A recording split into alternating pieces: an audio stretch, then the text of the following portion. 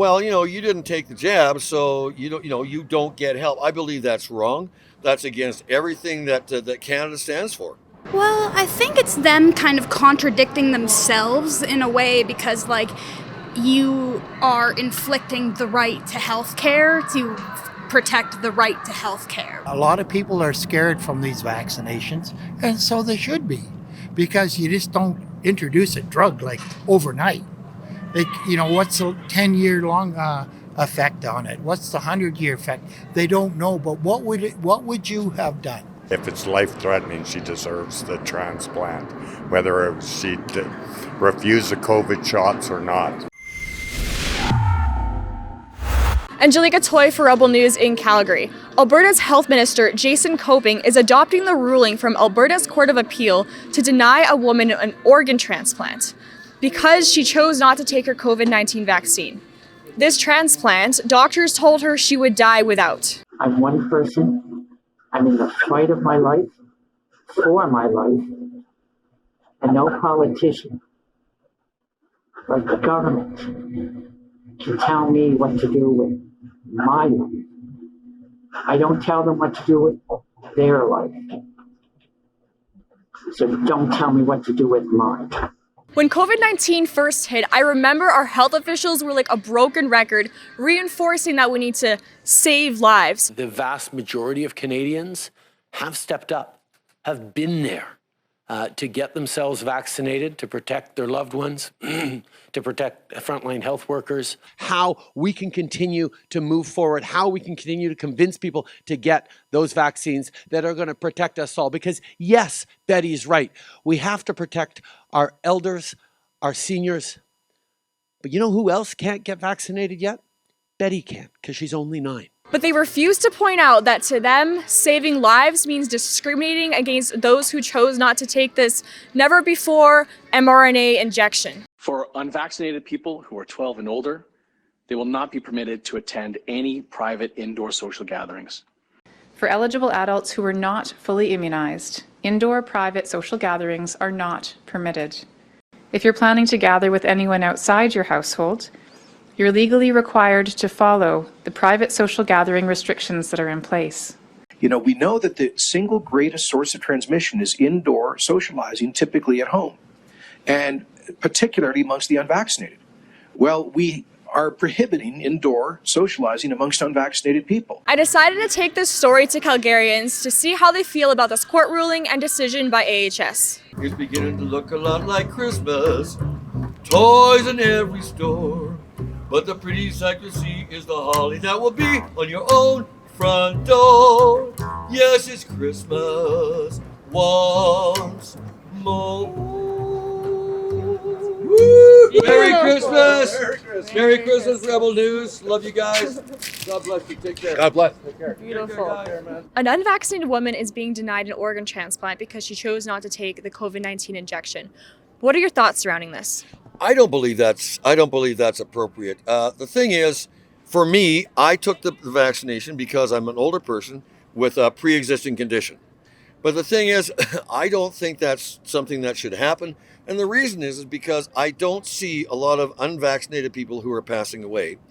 And the thing is, as Danielle Smith was saying, I think everyone has a right to decide, how they're, what they're going to do with their bodies.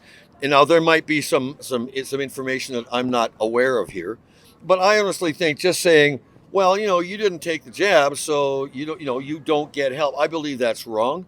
That's against everything that Canada stands for. Then maybe definitely she should get an organ transplant done. That's her, because that is going to save her life, right? Yes. Whether it's vaccinated or not vaccinated. Like, we can think about it, if the COVID was not happening, what would be the world doing, right? So that's what I think. I don't know. Maybe this woman just hates medicine. Maybe you have to delve into it. And I don't know, a lot of people are scared from these vaccinations, and so they should be, because you just don't introduce a drug like overnight. Like, what's the 10-year long effect on it? What's the 100-year effect? They don't know, but what would you have done? Would you no vaccinations and take your chances with all the diseases? What would you do? So that's one half.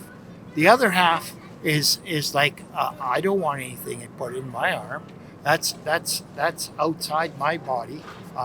My body can take care of itself. Blah blah blah. I understand that point, but what is right and what is wrong in that? And for that, I can't answer. And there's a lot of people out there that would say, get the vaccine. Well, that's okay. If they want to get the vaccine, that's their choice. My choice is I didn't want to get the vaccine for reasons of my own. I don't believe in the vaccine. It's an experimental vaccine. There's no long-term data on the vaccine. And what data we do have on that vaccine is already out on the government website. How do you feel about unvaccinated people being denied life-saving organ transplants? He's ignoring me. I disagree with it. I think if it's life-threatening, she deserves the transplant, whether she refused the COVID shots or not, personally. I mean, that's just unfair from a humanity standpoint. So, I mean, there should be different protocols in place or different procedures in place to accelerate different cases of that nature to help move things like that forward and not have an impact based on what their stance is surrounding a vaccine. Well, I think it's them kind of contradicting themselves in a way because, like, you are inflicting the right to health care to protect the right to health care, right? So I think it's just a bit of a contradiction, but that's just me. And do you believe this defies the whole save lives narrative they've been pushing on everybody? Well, yeah, I'm not saying that they're necessarily pushing on people, but they're saying, save lives. I think that's really important. And for me, like, I've taken 3 because I needed to do that, okay? But not everybody does. And everyone has a right, everyone has a right to make their own decisions. Yeah, kind of, I do. I mean, they freaked everybody out with this COVID, everything else in my mind. And now we're up to how many booster shots and everything else. I don't know. I think the government's over dramatizing everything in my eyes. I don't know if it defies. I mean, I'm not in a place to agree or disagree. I feel like everyone should get educated, and based on their own beliefs, they can form their own opinions. I think at this point it's just a little overdone.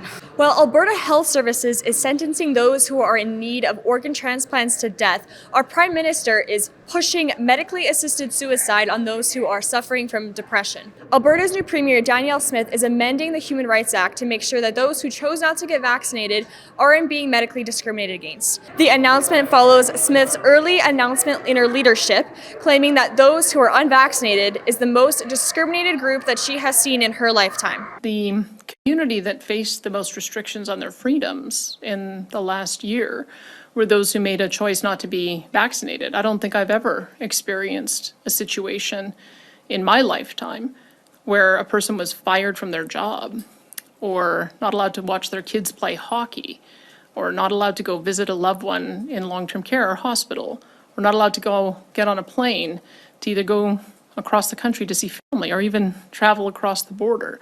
So they have been the most discriminated against group that I've ever witnessed in my lifetime. That's a pretty extreme level of discrimination that we have seen. I don't take away any of the discrimination that I've seen in those other groups that you mentioned, but this has been an extraordinary time in the last year in particular. And I want people to know that I find that unacceptable, that we are not going to create a segregated society on the basis of a medical choice. I'm sure many of those who are unvaccinated, who have been knocked down to the bottom of their waiting lists, are in hopes that this amendment will change things for them and that there is hope in sight for them to be given their life-saving treatments. Now, if our Premier sticks to her word, we can hopefully get back to saving lives like it always should have been, saving all lives. Stay strong and stay free. For Rebel News, I'm Angelica Toy.